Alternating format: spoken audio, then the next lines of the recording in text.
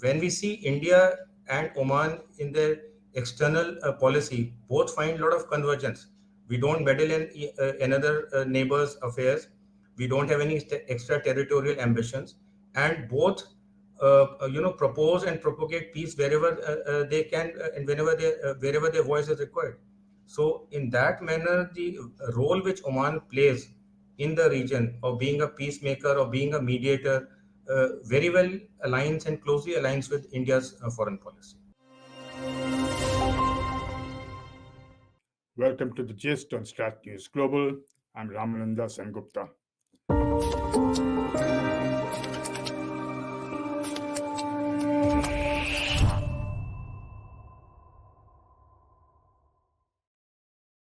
I'm delighted to welcome our special guest today, Colonel Rajeev Agarwal, who is the Assistant Director at the Manohar Parrikar Institute of Defense Studies and Analysis in New Delhi. Thank you so much for joining us. Thank you. Thank you very much. Colonel Agarwal is a research scholar on West Asia and a regular contributor of analysis to major think tanks and media websites. While in service, he has been Director of Military Intelligence as well as Director at the Ministry of External Affairs. And today we're going to discuss the recent state visit of the Sultan of Oman, Haitham bin Tarik, to India, the first such visit in 26 years. So, very quickly, if you could just tell us, the significance of this visit, particularly in the strategic context.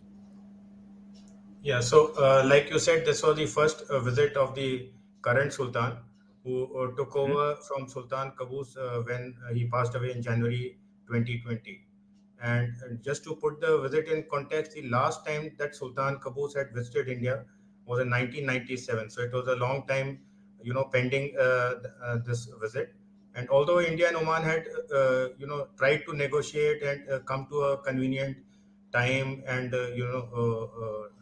agenda for the visit, somehow it didn't work out. And toward the later years, it didn't work out more because of Sultan Qaboos' health issues rather than anything else. And to put the importance in context of Oman, each and every prime minister almost from India has visited Oman. Our Prime Minister Modi visited in 2018. Manmohan Singh visited in 2008. I think Prime Minister Vajpayee visited before that, and a lot of other important dignitaries have been visiting Oman regularly. So Oman is very important in the overall context of India and its outreach towards the West Asia. So, one of the key sort of things that was that agreements that took place this time was something called the India Oman Joint Vision, which apparently is based on bilateral engagement, based on the Oman Vision 2040 and our Prime Minister's Amrit Kaal Vision. What do you think are the areas of convergence between these two visions? Yeah, so we all know about our vision of Amrit Kaal, where the endeavor is that India becomes a developed country by 2047, and the government has laid out an elaborate plan and vision to see that it happens by that time. Whether it is infrastructure, whether it is development of industries, whether it is development of government bodies, etc. Similarly, Oman has also laid out its vision, and they envisage themselves to become a developed country by 2047. So it was launched during the national conference in January 2019 by late Sultan Qaboos, and it was one of the major priorities laid down by Sultan Qaboos as Oman was transitioning from a oil revenue based economy to a more diverse economy. And like India, they also set out priorities. I'll just read a few of them. They had they have four essential themes on which their vision is made. One is that it has to be a society of creative individuals. It has to be a competitive economy on which I just stressed. It has to be a state with responsible apparatus, and it has to have an environment with sustainable components.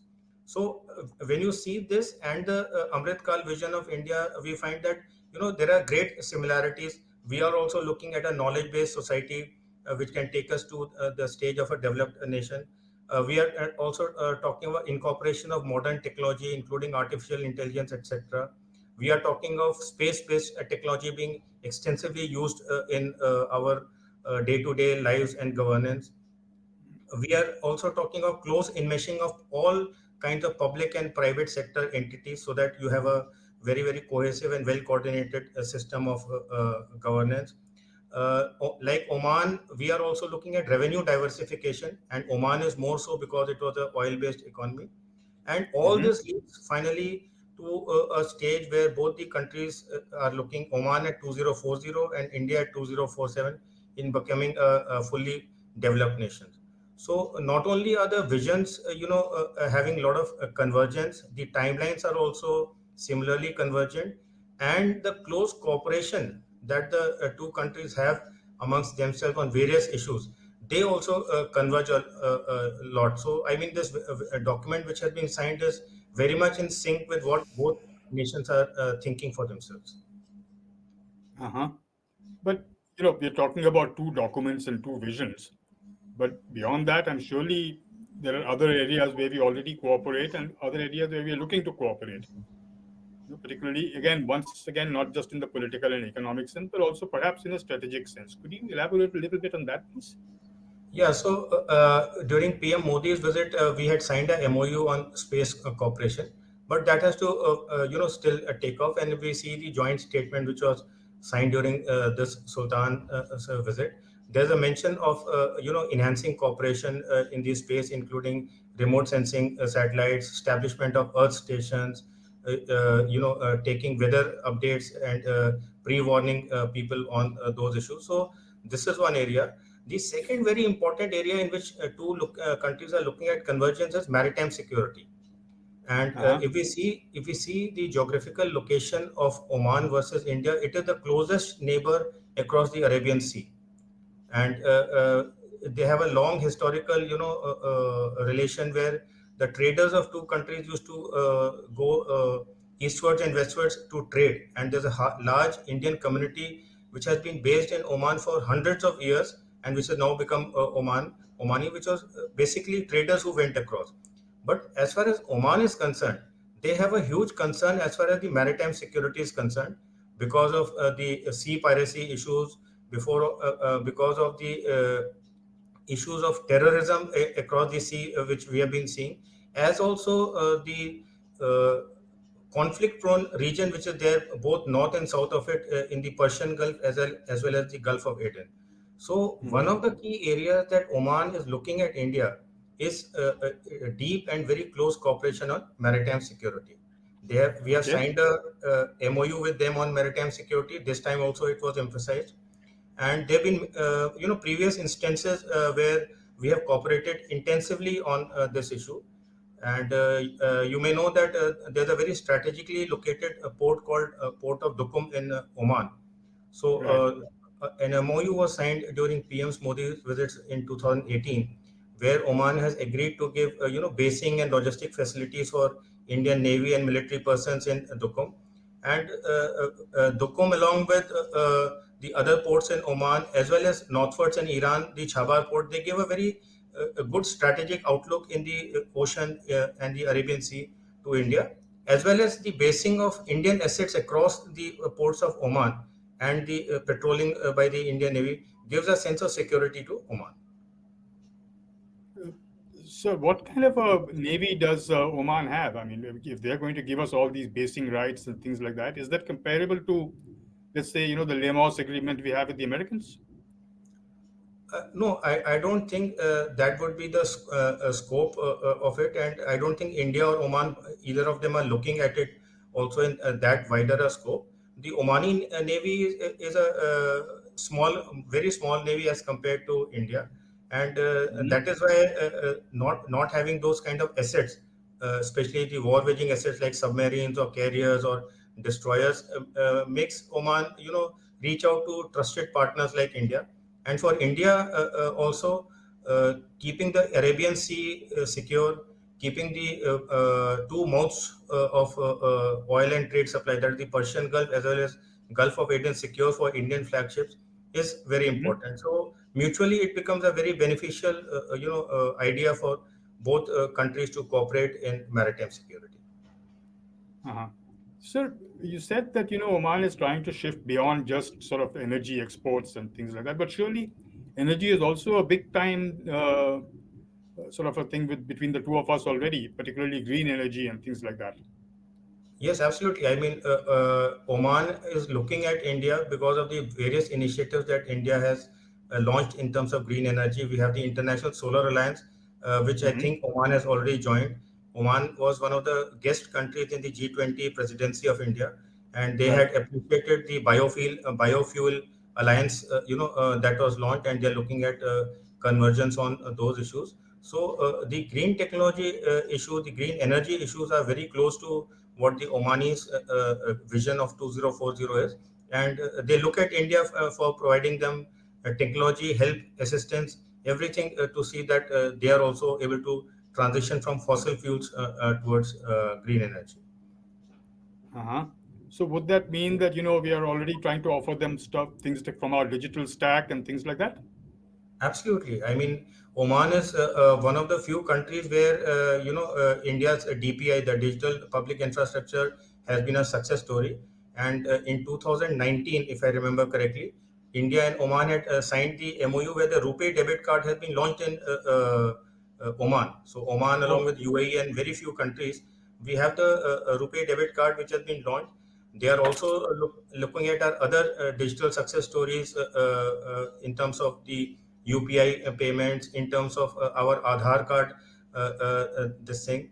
Oman was also one of the beneficiaries when India extended its help with the COVID-19 vaccines, and they have been extremely grateful to India for Mhm. that. So Oman realizes that India is a big country, and they have got India has got better chances at innovations and technology, and Oman wants to be a close partner in sharing this and making benefit of it.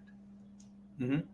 Sir, you spoke of maritime security. Do we have any other forms of, exercises with Oman in terms of military exercises with the army or the air force? Yes, so defense cooperation is one of the closest and tightest pillar of cooperation with Oman. In fact, Oman was the first country in the Gulf region with which we signed a MOU on defense cooperation, and it is the first country also in the entire region where we have cooperation individually with all the three services.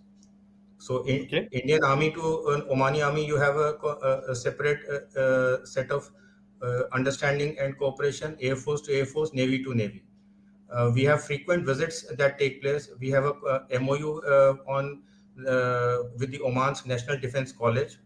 We Uh-huh. undertake custom built courses to train the Omani officers in Oman. There was a talk of training Oman in jungle warfare as well as mountain warfare courses with the Indian Army. Just recently, the Chief of Naval Staff, Admiral Hari Kumar, had visited, Oman. So, Oman India Defense Cooperation is one of the closest and most binding, pillars of cooperation. Every year, you have some of the other exercises which are happening between Oman and India, any of the three services. Oh, that's interesting. So we've been speaking about cooperation all this time and areas of convergence. Are there any areas of friction which we need to sort of look at in the sense that Oman, member of the OIC and things like that, does that sort of add to some kind of potential friction?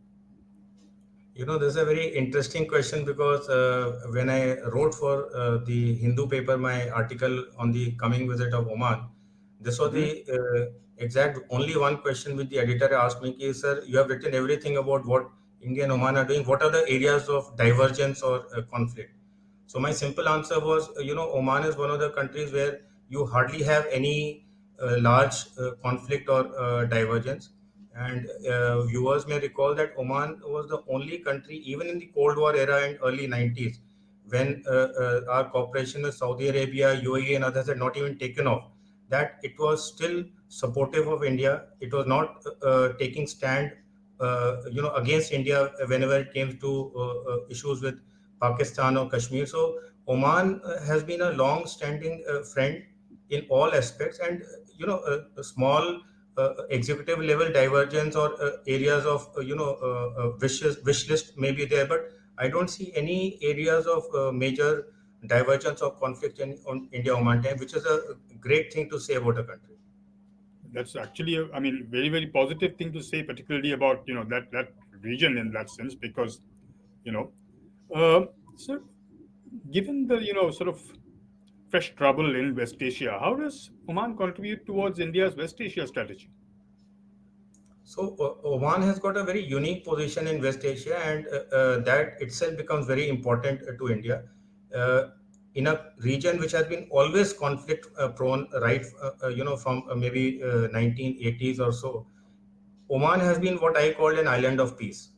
You do not find Oman involved in any active conflict. On the contrary, Oman has always played the role of a peacemaker in the region. So, whether it was the Iran nuclear deal which happened in 2015, Oman played a critical role in getting back channel talks done. Uh, it has always tried to remain neutral. So, when the Arab Spring happened, when Saudi Arabia led alliance, undertook operations in Yemen, it said no, I am not going to be part of it. When the entire GCC cut off diplomatic ties with Qatar, Oman was the only country which said no, we don't agree with it, and they did not cut off ties with Iran. Even when the Abraham Accord, the famous Abraham Accord, which brought Israel into formal diplomatic ties with UAE and Sudan and Morocco, even much before that, the Israeli Prime Minister, along with his key members of intelligence and operation, visited Oman in 2018. And so it shows how the kind of role that Oman has played in the region of a peacemaker, of a mediator. And when we see India and Oman in their external policy, both find a lot of convergence. We don't meddle in another neighbor's affairs. We don't have any extraterritorial ambitions, and both, propose and propagate peace wherever they can, and wherever their voice is required. So, in that manner, the role which Oman plays in the region of being a peacemaker or being a mediator very well aligns and closely aligns with India's foreign policy. Oh, okay. So the other thing that I was wondering about is that most of the Indian workers who work not in Oman but in that region are usually, most of them tend to be unskilled workers, barring perhaps doctors and other things.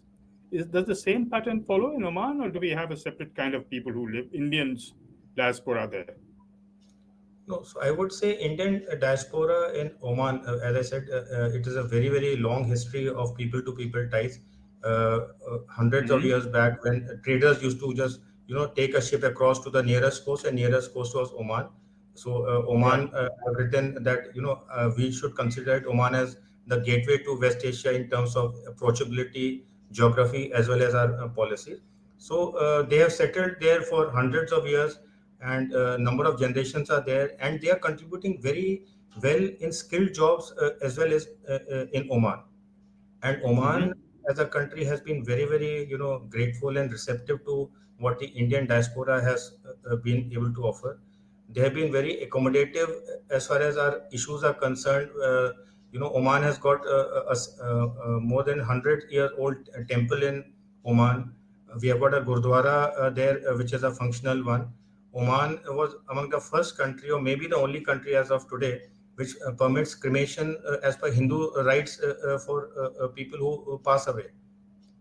Oh, And there have been instances in the past where, when our people were involved in some consular issues or some petty crimes, or they got stuck in some kind of a diplomatic thing, then Oman has been very upfront in seeing that Indian citizens are not harmed. And if you may recall, uh, Oman had played a pivotal role when Father Tom was, abducted and kept in Yemen in 2000 and March 2016, and they hmm. had negotiated with the abductors and got him released in September 2017. So, Hmm. again, it was a very great thing that Oman did as far as the Indian citizens are concerned. So, Indians are contributing to a great deal towards the prosperity of Oman, and it is not only blue collar job but skilled white collar jobs, like especially in the profession of medical and IT, which are contributing to the development of Omani society. That's fascinating, particularly that thing you said about cremations being allowed, because like as you said, Not too many countries allow that. Yes. Now, we could talk, I suppose, on this subject for a long time, but we are almost running out of time. So let me ask you to look ahead and tell us what you see, happening as part of this, vision that we spoke about, the India-Oman joint vision. Where do you think it will take us eventually? I mean, where do you see lots of Omani investment in India already? Do you see Indians investing in Oman?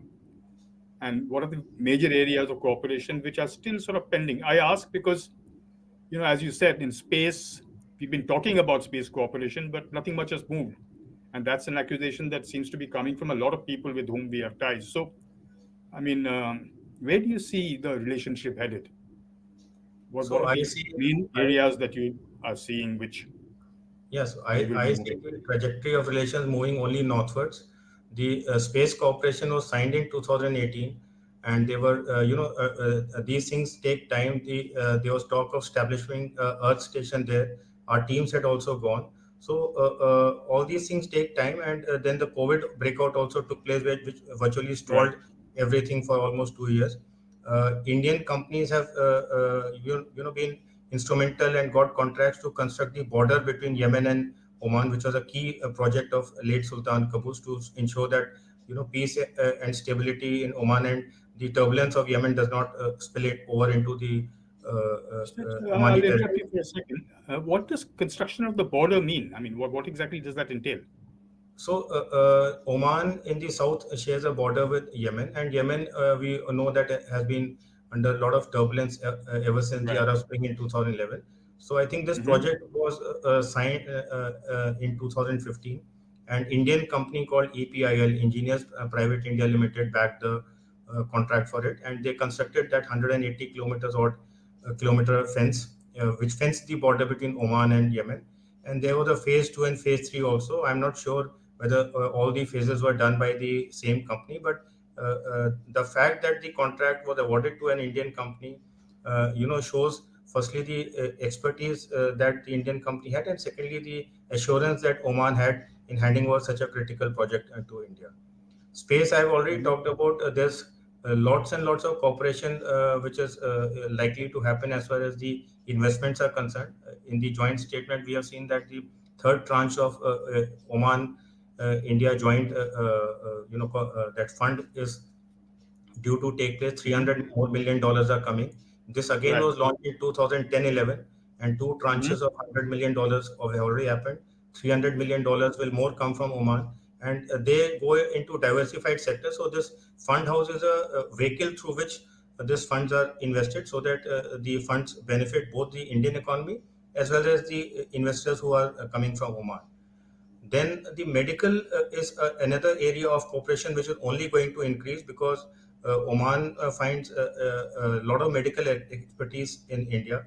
We have a lot of Omani people coming to India for treatment, because they find it affordable as well as of good quality.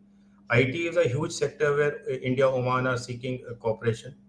And another Hmm. thing of cooperation which has now come about, which was there in the joint statement also, is the cooperation in identifying and taking action on funding which funds cooperation against terror funding. So Hmm. once those kind of intelligence and inputs are shared, and you are able to close the tap on terror funding, it makes a huge difference to the internal security framework of both the countries. Of course, that makes a massive security. So, overall, from what I'm hearing from you, we are looking at a very, very positive trajectory as far as bilateral ties are concerned. And this visit sort of seems to be a, indication of that in that sense, because a lot of ministers and high-level officials were part of the delegation. What were the other smaller sort of things that we have signed which not many people know about? Sorry. What were the other smaller sort of agreements that were signed during this visit, which not too many of us know about, or which other So, than I the big think, ticket ones like yeah. space and So economy? there Are were there any? basically six agreements that were signed. So one was in the field of culture. So they're talking of enhanced cooperation in culture, and to commemorate the close ties of the traders of the past. They are also talking of starting a trade journey between Gujarat and Muscat. Mandvi post in Gujarat and Muscat, and that when our Minister of State Muralidharan had gone this year, so that time they had also launched a chair of excel lecture series, which was named on the same kind of subject, which will give more impetus to the ties in culture. Then on information technology, I've already told you there was a MOU signed on Yes. information technology. Then intelligence related to money laundering associated with terror financing, which I've just spoken about. Then Hmm. there's an agreement which has been signed on employment of Indian people for the benefit of the Omani companies and government, which is being called as gainful employment of accompanying persons or official employees. Okay. There's an establishment of a chair of excellence in ICCR for promoting the Hindi language in Oman, and I've already talked about the India Oman Joint Investment Fund, where the third tranche of $300 million has been agreed, which Hmm. should be taken forward to. So Right. these are the six major MOUs which were signed this time when the Sultan came. One I see. interesting thing which a lot of people don't talk about is the close ties that the Omani royal family has had with India. So I mean, it is very astonishing for people who don't know to see that the Sultan Qaboos, the late Sultan Qaboos, who was the Sultan before the current Sultan. Hmm. So his grandfather, he spent almost 3 decades in India after he abdicated power in 1932, and Oh. his tomb and mausoleum are in Mumbai. So Oh. Okay. he remains, a testimony of the close ties of India Oman. The Sultan Said, who was the father of Sultan Qaboos, he is an alumni of Ajmer's Mayo College, Wow. and Okay. Sultan Qaboos, who passed away in January 2020, he was tutored by our ex, president, former president Shankar Dayal Sharma. Oh, I So, see. can you find any other example in the entire Gulf or West Asia region where the Omani, or where the royal family or the ruling dispensation has had such love and close ties with India? I don't think there's remotely possible in any other country. So, this is the kind of relationship that India and Oman have shared at the highest level. And when relations are so close at the highest level, the things then obviously work out. Wow. On that incredibly positive note, I'm afraid we've run out of time. So, I would love to have you back again with us sometime soon.